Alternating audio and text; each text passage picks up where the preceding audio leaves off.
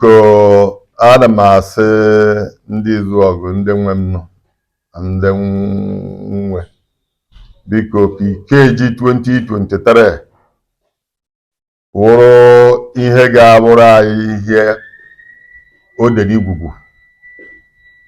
Biko ana m asị ka onye nwe anyị gbaa ụmụ anyị ume na mbọ niile a na-agba ịhụ na ndị Izuọgụ anyị dị n'otu.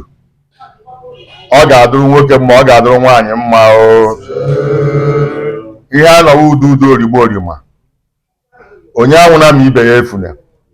Ọ ga-adịrị anyị mma na Eke, dịrị anyị mma na Orie, dịrị anyị mma na Afọ, dịrị anyị mma na Nkwọ. Anya na anọ ụba na anọ, anyị na-eje eje na o. Biko ka anyị na-emechi Ikeji 2023 a, ihe onye ọhụrụ na ihe na-esiri ike, ọ bụ n'ụlọ ọrụ ya, ọ bụ na ebe ọ na-achụta ihe ọ na-eri. Biko anyị na-asị ka anyị na-emechi aka Chineke nna bịa gbaghere ha ụzọ. Ọzọ dị ka ibe ya, biko ọ bụrụ na ụmụ anyị ndị ihe na-esiri ike, ọ dị ka ndị enweghị anụtabeghị nwaanyị ma ndị enweghị di agaghị enwerịrị di na ha o. Were na-asị dododododo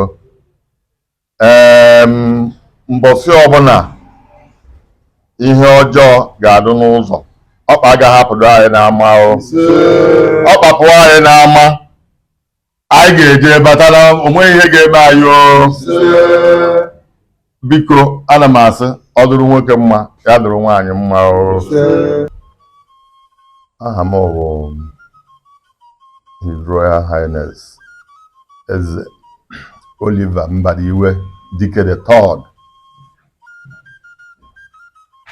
Eze Ozuo Mba na Arondizuogu. And by the special grace of God, the 10th monarch on the throne as established by Mazi Izuogu Ogunukpo Akumannachi himself.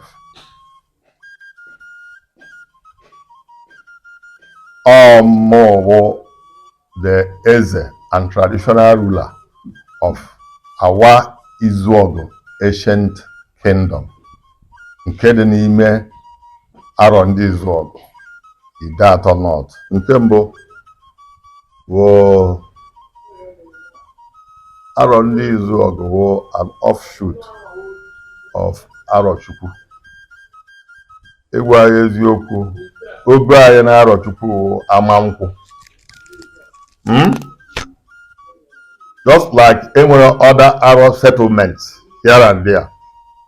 So I nwere direct link with Arochukwu.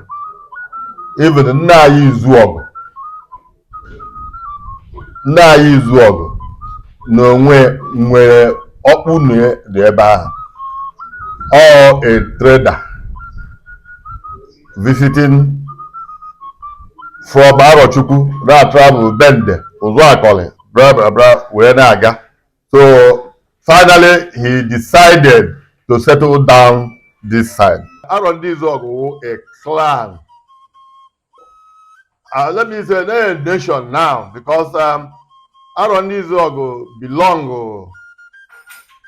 to 3 local governments. One is Idato North. The other one is Onimo local government. The third one is Okigwe local government. Ndị be anyị bichara ebe a na ebe a. A ga nje sị na Arondizuogu start developing to a nation, you know. Ihe dị na ya bụ these communities or towns, I nwere approximately 20 towns in Arondizuogu with settlements. For example, when you talk of Ndị Amazi as a whole, enwere Ndị Amazi Uno, enwere Ndị Amazi Ikpe Akwụ, nke a na-akpọ Ikpe Edenam, enwere ndị agbata ịkpa ọcha enwere almost 6 settlements of ndị Amazon. Now these 20 towns dị n'ime Arondizuogu.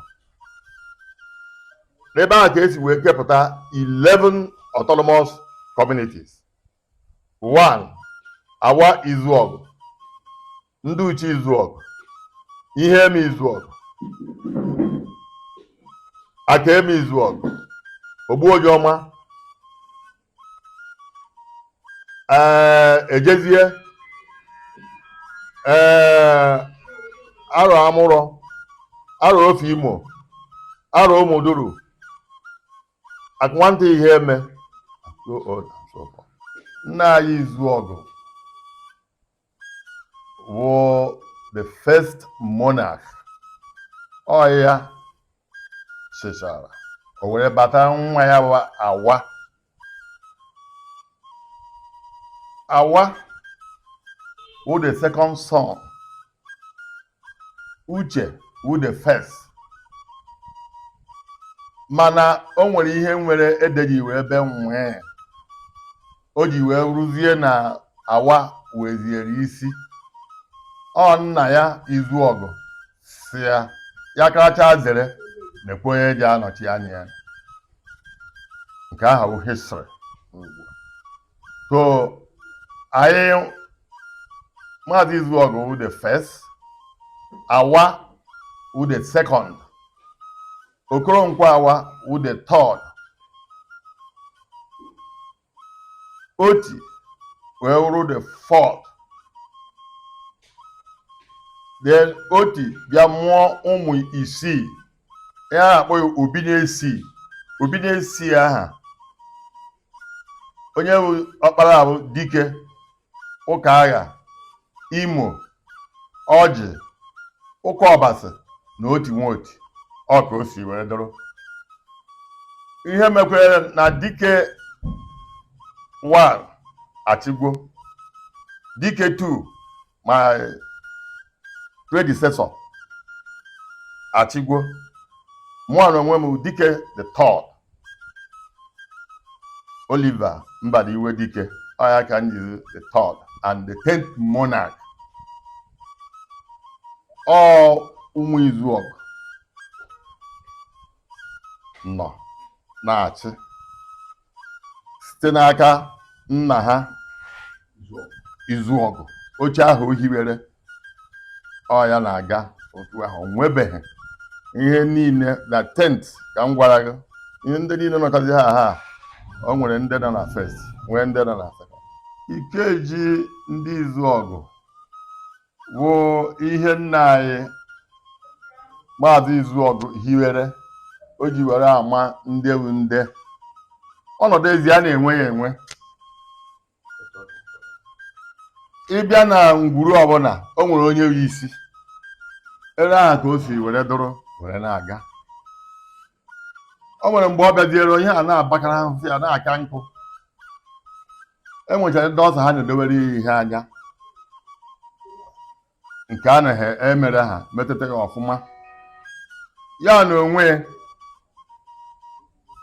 were sị mba, ya wepụta oge ejiji ama onye wu onye, who is who in his kingdom.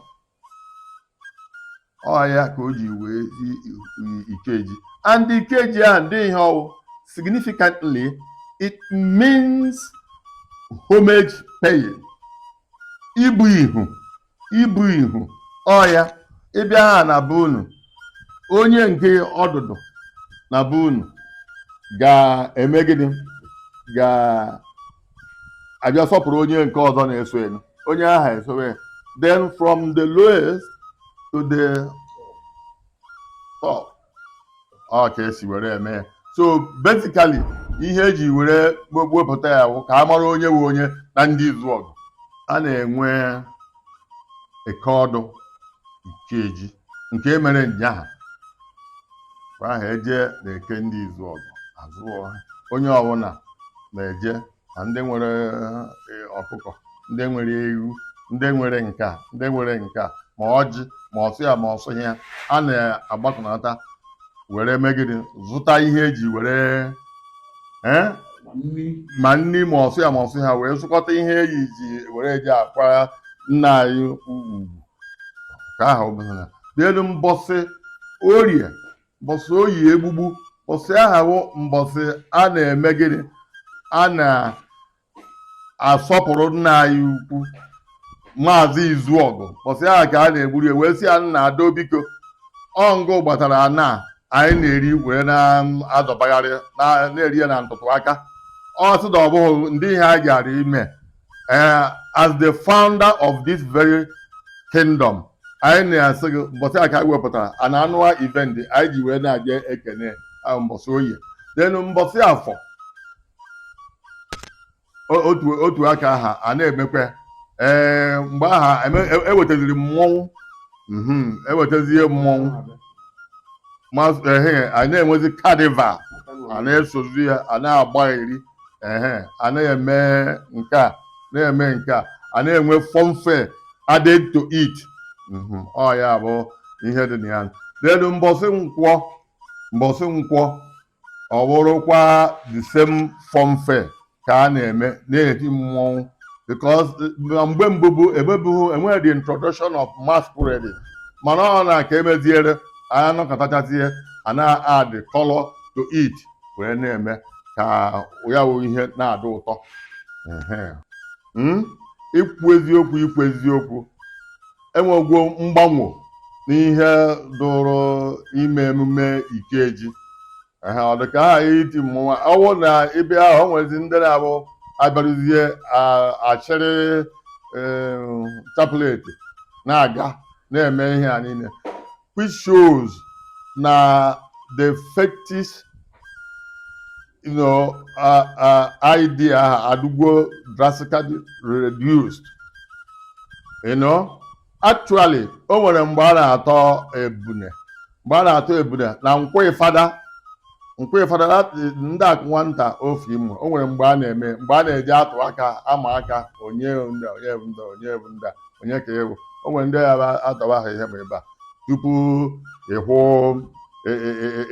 ebe a ka a na-anwa aka mana ugbu a ọ dụkwazighị ejizi ụka were eme ihe niile dịka ya si wee kwuo oge fada anyịkwa nọ ya fada anyịkwa na-eso anyị abịa kwuo mgbe a jere ya na-eti fada oke osisi ha niile na-abịa soro anyị na-eme agbụrigidi na-eme mmọnwụ na-egosi na ụmụ ihe ndị ahụ na-ewesịsagwe